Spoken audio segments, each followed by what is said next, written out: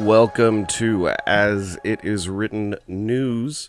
This is Ryan, and I am coming to you today because I have a passion for spreading the knowledge and the gospel of Jesus Christ, and I think that it's incredibly important that we get a Christian perspective on the news as well. So first and foremost, my name's Ryan, and I am a sinner who has been saved by grace through faith. And I haven't done any works to be saved, and that's exactly how you can be saved as well if you believe in Jesus Christ and the completed work that He did to save us. So now that we've started, a little bit about me. I went to California State University, Fullerton, and I graduated with a degree in political science. I have always loved watching the news and kind of trying to figure out what's going on in the world, and so this is one way for me to continue doing that and spreading that awareness to everybody online. And so I think that we have a very lacking amount of Christians who are actually out there promoting the gospel of Jesus Christ, but also interpreting the news from that lens. And so that's why I'm doing this. I'm also a very conservative person politically. I'm a Republican, so I'll just come right out and say that so you know where I'm coming from. I've done a lot of activism here in Orange County, California, worked on some campaigns, and I've just kind of seen the ins and outs of politics from perspectives that a lot of people don't necessarily have. And so what we're going to do in this live stream and in my future live streams is we're going to go over the news of the day. Sometimes that'll be I'll show you a video and talk about it. Sometimes it'll be news reports that I find online, and I'll read them to you and discuss some of the ins and outs of those stories. I also listen to a ton of different podcasts. I try to get a huge, as big of a perspective and as varying perspectives as I can from different people.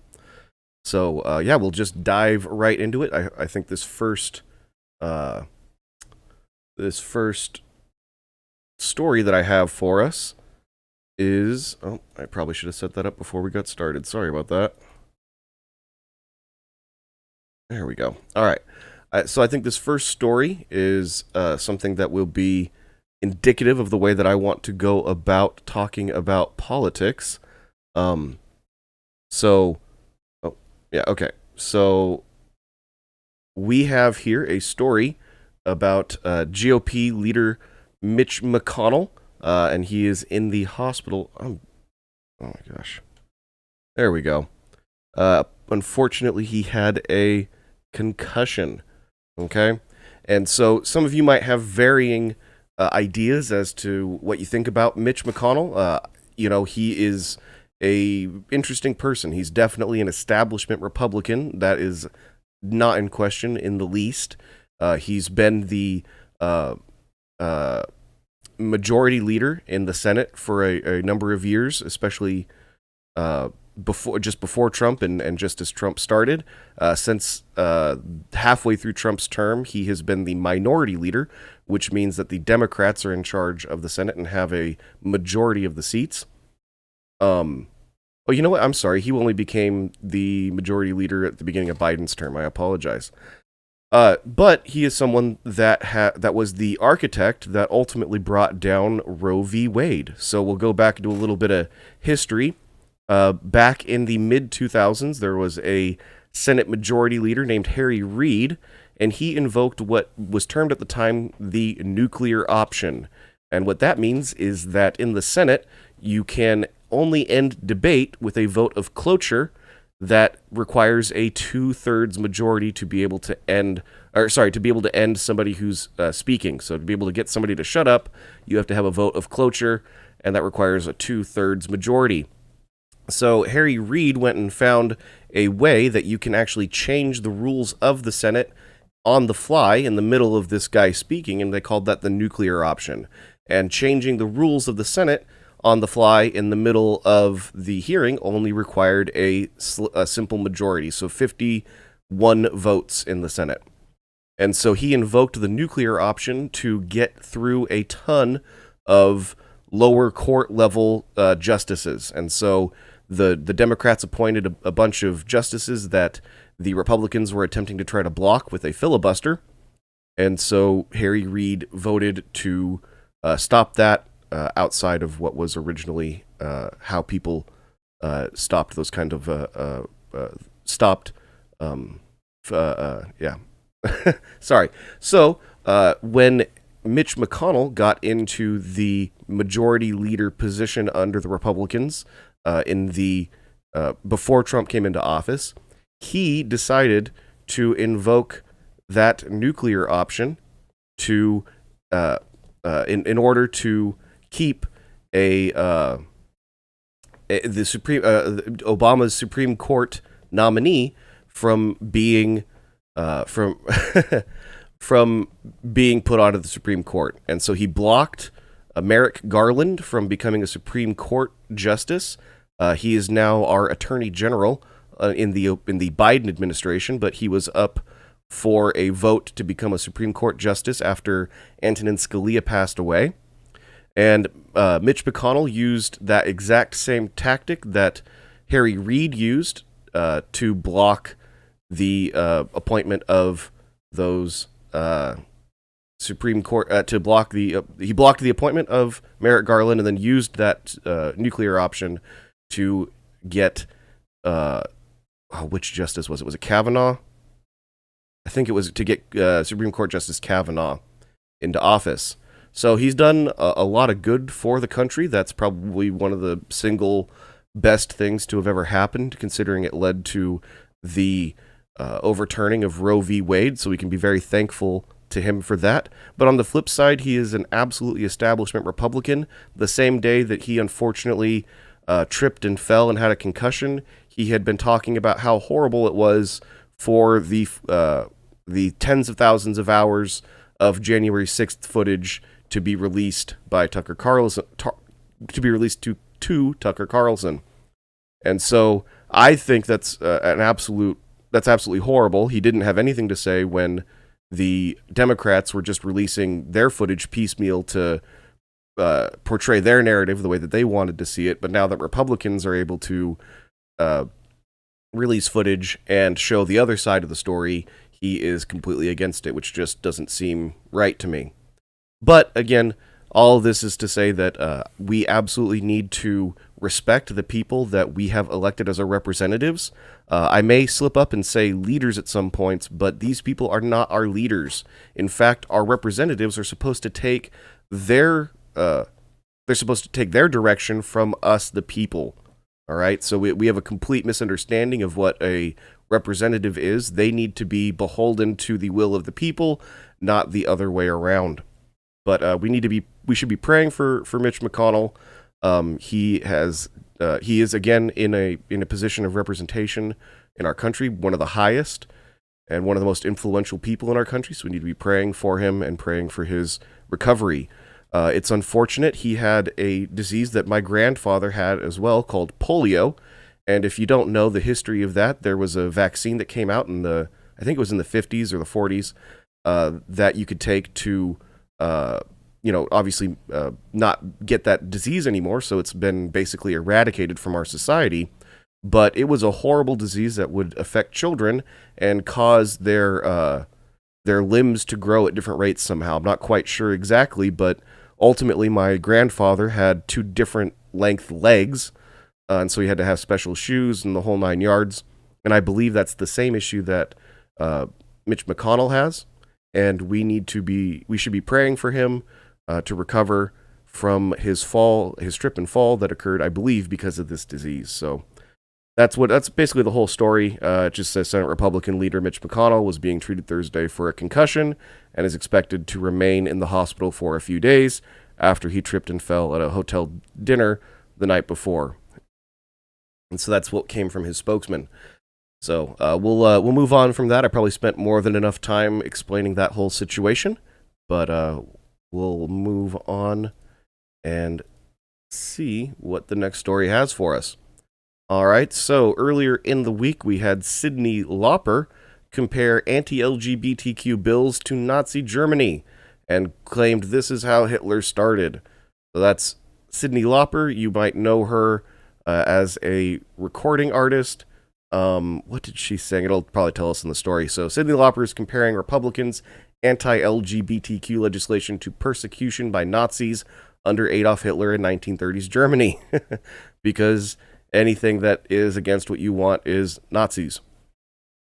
And yeah, she sang the song "Girls Just Want to Have Fun." So apparently she's done having fun and is now coming into politics and talking about nonsense that she doesn't understand.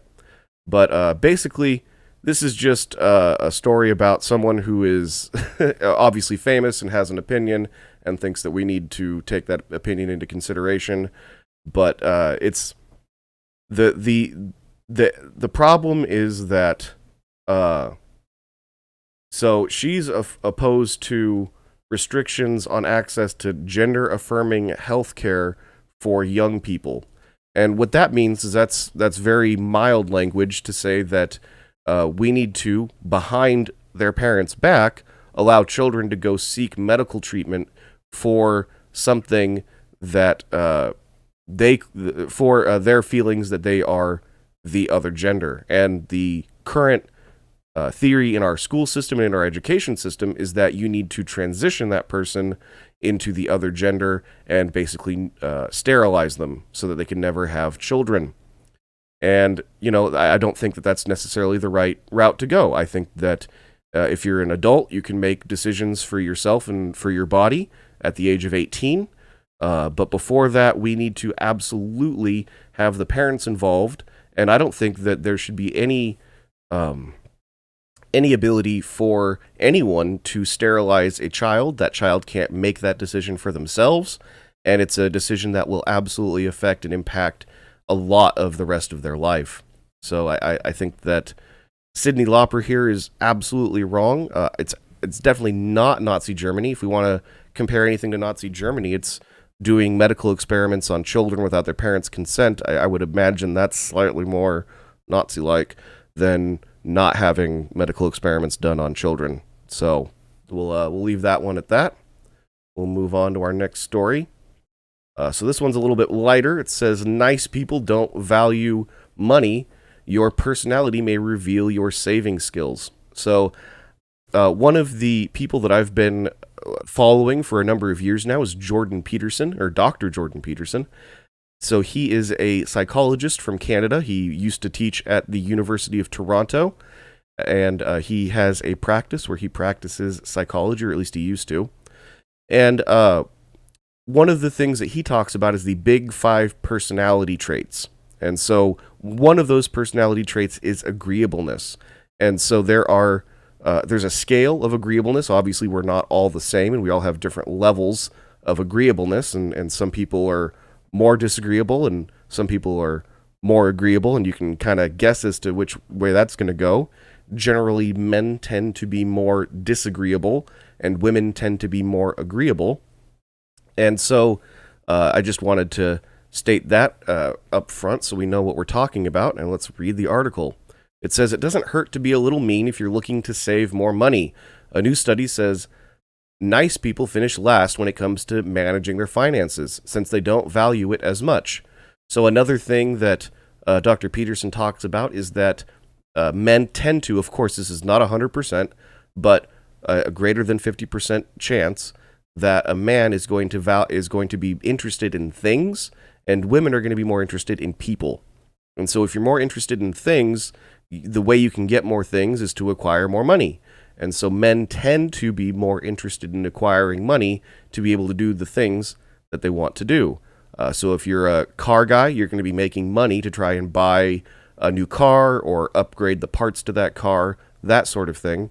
Whereas if you're a woman, it doesn't cost anything for you to really go have a cup of coffee with your friends and go interact with other people. You can do that for a lot less. And so the money is a so the way that people use money can come out in kind of a gendered way. And so this, again, isn't to say that either way is wrong. We need both of those things in our society. We need men that go out and make things and solve problems to make more money. And we need women who want to nurture and care for and love the people that are in their family and in their community. Those are both beautiful things that, when in conjunction and working together properly, forms a wonderful, united, and happy society. And it's only when you move away from that that you start to get the anxiety and the depression and all of the things that we're seeing in our society today. I think a lot of it is due to people not understanding themselves and what it is that they value. So a lot of women are told that you need to go out and make money, be part of the workforce, wear a pantsuit, go into work every day, go get a job at a bank, go get a job at, as an engineer, make a ton of money. You need to be just like a man. And in reality, when we see that the more egalitarian a society is, the more likely people are going to sort themselves into sort of gendered roles. And so you look at the Scandinavian countries, especially I believe Sweden, they're some of the most egalitarian societies on the planet, and they're also some of the most gender, as far as gender split countries. So in Sweden, an engineer is more likely to be a man and a nurse is more likely to be a woman than here in the United States, where we've tried to break down those gender roles and those gender preferences. And so that has a drastic effect on people's happiness and mental state. Again, like I said, it probably leads to an increase in anxiety and depression and feelings of worthlessness and not understanding why you feel that way, because you've done exactly what our society has told you to do. And so this study is just finding that highly conscientious people may be more motivated to plan for the future and save funds. Moreover, if your personality matches your saving goals, you will keep more cash, the research shows. And so as Americans, we just save a pathetic amount of our money. Only 2.3% of our income. We have a lot of credit card debt and a lot of other things because of the materialistic worldview that we've been put under. So I think that's probably about enough discussion of that topic. So we'll move on to the next. We have the Biden administration backs new TikTok bill, wants swift passage. So this is actually something that affects me a lot. Recently, I've started to kind of take off over at TikTok. If you're on there, which I don't recommend that you be on TikTok, but if you are, you can check it out as it is written. I've had a couple videos that have started to take off. I had one that was discussing, that said that God doesn't make people homosexual, which is true. Nobody's made homosexual by God. And it got attacked. It got a whole bunch of views. I think something like 250,000 views at the moment. And as part of that, it got reported and taken down. Fortunately, I was able to appeal that and have it put back up. And then the next day, my channel got reported and taken down, and again appealed that, and it got put back up.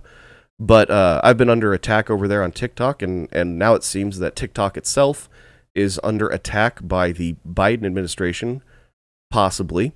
And this bill will allow the president to. Let's read the article. So, according to Bloomberg, the White House endorsed a bipartisan bill that could give the president authority to ban or force a sale of TikTok, support that could hasten passage and break a deadlock over how to address privacy concerns around the popular Chinese-owned app. And this opening paragraph understates the problem. The problem isn't really the privacy concerns. Yeah, it's not good that our data is being sent back to China, which it is. There's no doubt about that. A Chinese-owned company means that they are owned by the Chinese Communist Party to some extent. And, of course, they're going to get as much data from the American TikTok as they can.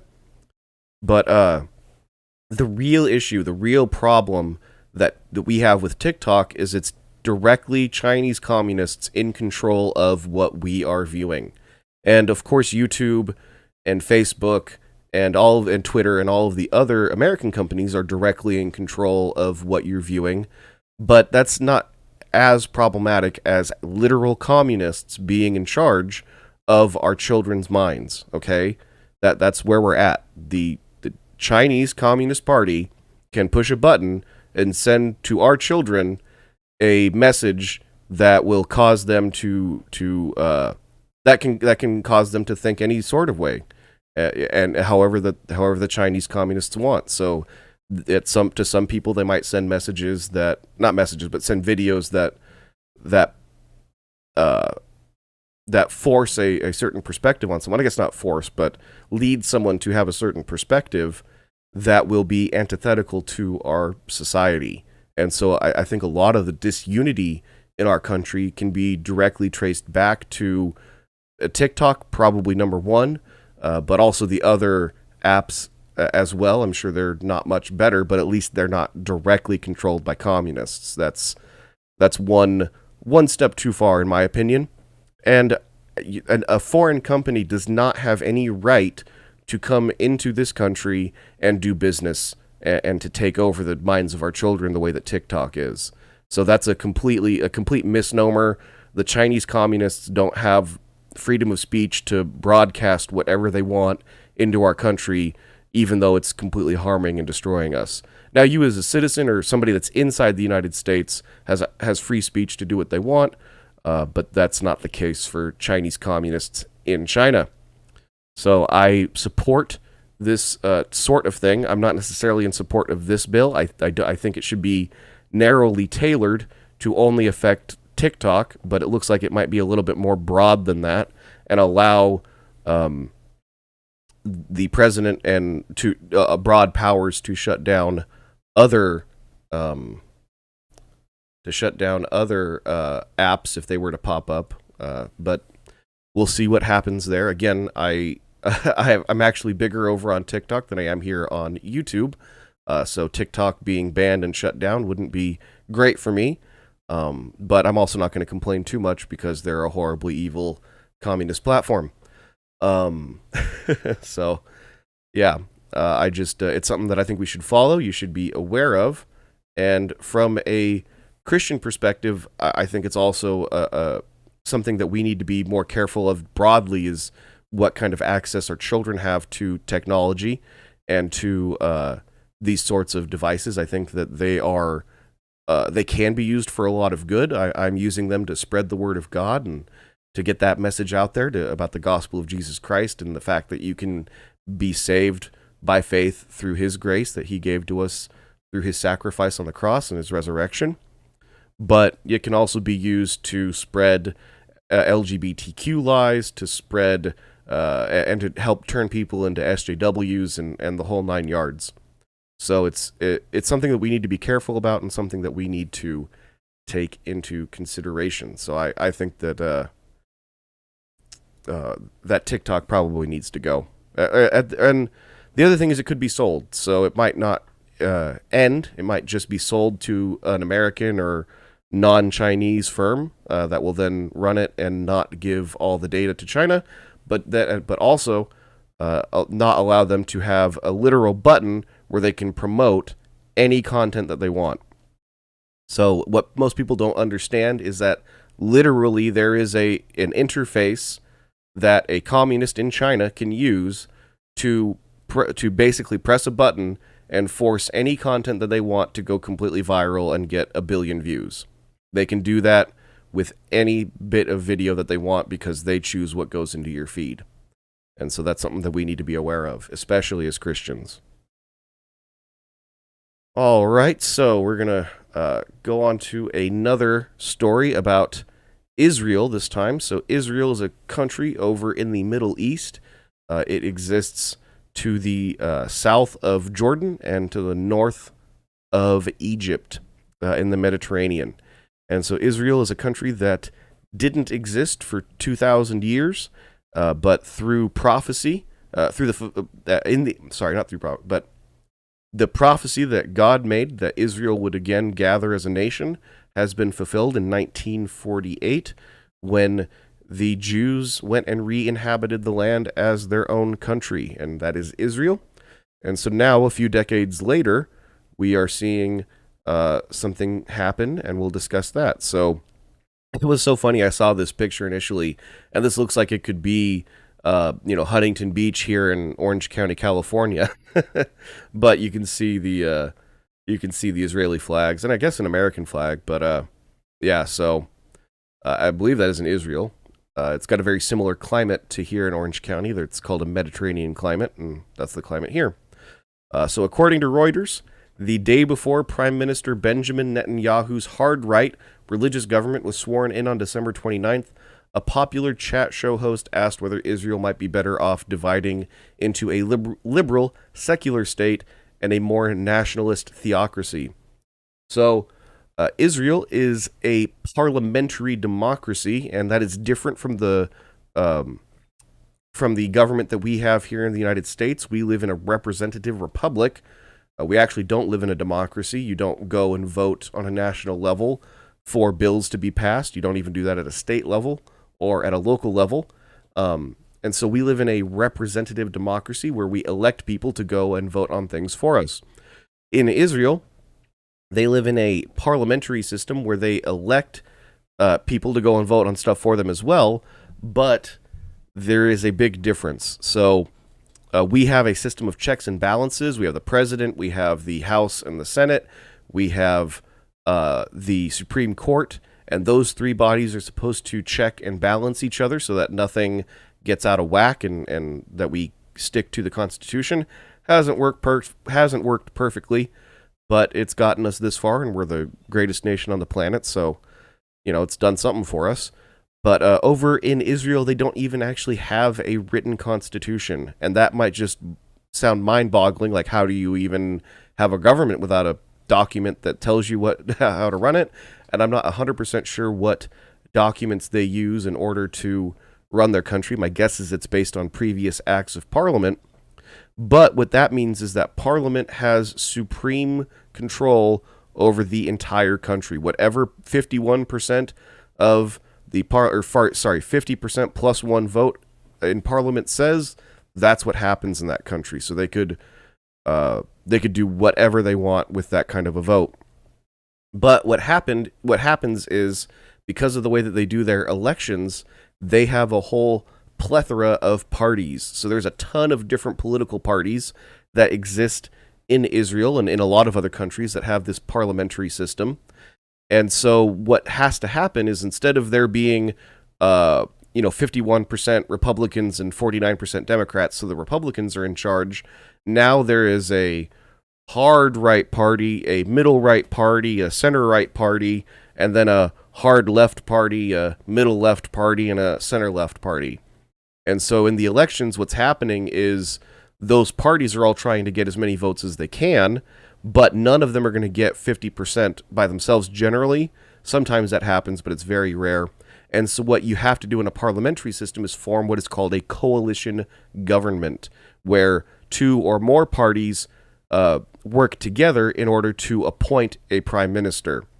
And so in this case, Benjamin Netanyahu, who has previously served as prime minister, his party lost, or his coalition lost. The people on the left came in. There was a prime minister for a little bit, and now Benjamin Netanyahu is back after forming this coalition government. And the reason they say it is a hard right religious government is because of the deals that Netanyahu had to make with those groups. And so they got a larger portion of the vote than they have in the past. And so Benjamin Netanyahu, in order to form that coalition government, likely had to make a bunch of backroom deals that will make him more and more hard, that will force him to do things that will appease the hard right people in his party. And so it's a huge balancing act in Israel in order to keep everybody on the same side and on the same page. And so the problem here is the hard right in Israel wants to basically neuter or just completely get rid of their Supreme Court. And so the parliament, like I said, can just get rid of it with 50% plus one vote.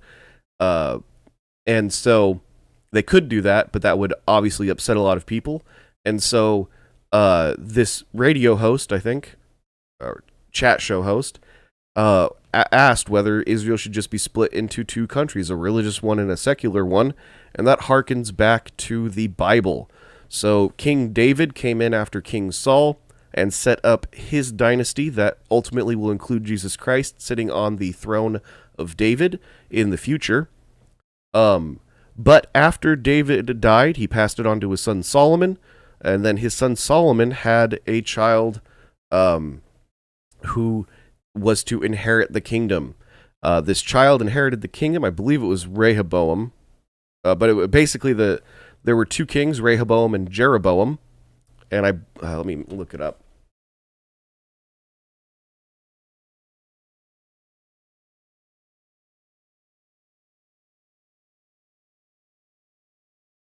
All right, Rehoboam was, according to the Hebrew Bible, the last monarch of the United Kingdom of Israel. And so Rehoboam was Solomon's son, and what that means is that he was to take over the kingdom. But he was not a good ruler. He didn't do things that would unite the country and keep it together. And so he had, essentially what happened was kind of a civil war, where ultimately the state split into two. A Jewish state that Rehoboam was leading, and then a more secular state that Jeroboam was leading. And so it looks like this, what that ultimately led to was years and years and years of fighting and hardship for the country, and it's not what God wanted for them then, and I don't think that's what God wants now, but it's interesting that you see people hearken back to that time in these news stories. And so that's just a little bit of a background on Israel and what's kind of going on over there politically. You know, there's always issues with terrorists and Muslim extremists that are trying to come into the country and cause harm and havoc because they don't believe that Israel has any right to exist. They hate the Jews. But this is something that's not quite like that. It's more of an internal struggle, and it's something that we should keep our eye on. Okay, so we'll move on to, this is a very interesting development. So these two countries over here on the right, that is the flag of the Kingdom of Saudi Arabia, and on the left, that is the flag of the Islamic Republic of Iran. So we see today, literally today, two of the most powerful countries in that region of the Middle East, Iran and Saudi Arabia, restore ties and are going to reopen diplomatic missions or embassies in each country. So China brokered a deal between these two countries. And so if you don't quite understand Middle Eastern relations, there are two major factions of Muslims. There are the Shiites, and Iran is controlled by the Shiites, and there are the Sunnis, and Saudi Arabia is controlled by the Sunnis. And these two factions do not like each other and actually hate each other to a certain extent. The Shiites are very upset that the Sunnis are in control of the city of Mecca, which is the most holy place in all of Islam. And so all those sorts of things cause huge tensions between those two countries. We look at Iran and Iraq. So Iran, again, is that Shiite majority. Iraq was a Sunni majority country, and they actually had a horrible, bloody war in the, I believe it was in the late 70s. It might have gone into the early 80s. Okay? And so there's a huge history of these two groups of people just going at it and killing each other, you know, in just horrible, horrible fashions. And so it's very, very interesting to see that these two countries are actually coming together and reopening diplomatic relations. That's a huge step forward. It's really not good that it was the Chinese that were brokering that deal. And that means that the Chinese are going to be dumping a bunch of money into probably both of these countries and trying to have a greater influence over them. And so that will only be bad for the United States. As far as from a Christian perspective, you know, they're both Muslim countries, and unfortunately they persecute Christians quite frequently, and especially in Iran, but I believe also in Saudi Arabia, at least historically. And so, you know, this is probably to some extent part of the fulfillment of end time prophecies. It could be, at least. You know, we have no idea what the day or the hour of Jesus Christ returning is going to be, but we do know that there are certain pieces that have to move around and shuffle around in order for that to happen, and this may be part of that all taking place. So something to keep our eye on, especially since it happened just a few hours ago, or at least it was announced a few hours ago. They had 5 days of secret meetings that they accomplished this in. So we'll finish off our last story here today. We have a story about some paranormal activity. 28 girls are rushed to the hospital after playing with a Ouija board at school. So, all 28 of them passed out while using the seance set at Galeras Educational Institution in Colombia. And we just need to take this as a very, very clear warning that we need to stay away from anything of the occult. Okay, a Ouija board might seem like it's just some kind of a toy, but it's really, even if it is just a toy, it's opening you up to the idea of allowing evil spirits and demons and devils to influence you. And so we need to be very careful about anything that we do that takes our focus and attention off of Jesus Christ and off of God and puts it onto something else, and we put our faith and trust in something else. And so that's what you're doing with a Ouija board. You're trying to communicate with either the dead or with a demon or a devil, and it could only be bad and can only lead to bad things. And again, we need to use this as a warning to stay away. So Ouija boards, anything in the occult, anything that takes your focus off of God and puts it onto anything else at all. And so I'll take that as a good story to end on. I appreciate you all joining me here today for As It Is Written News, Episode 1. I hope that it wasn't too horrible. I'm not very practiced at this, and I hope that I get better over the course of the next episodes. So again, this is Episode 1. I'm going to try to do them on Mondays, Wednesdays, and Fridays at 11 a.m. Pacific time. So I hope that you join me, and I hope that you have a wonderful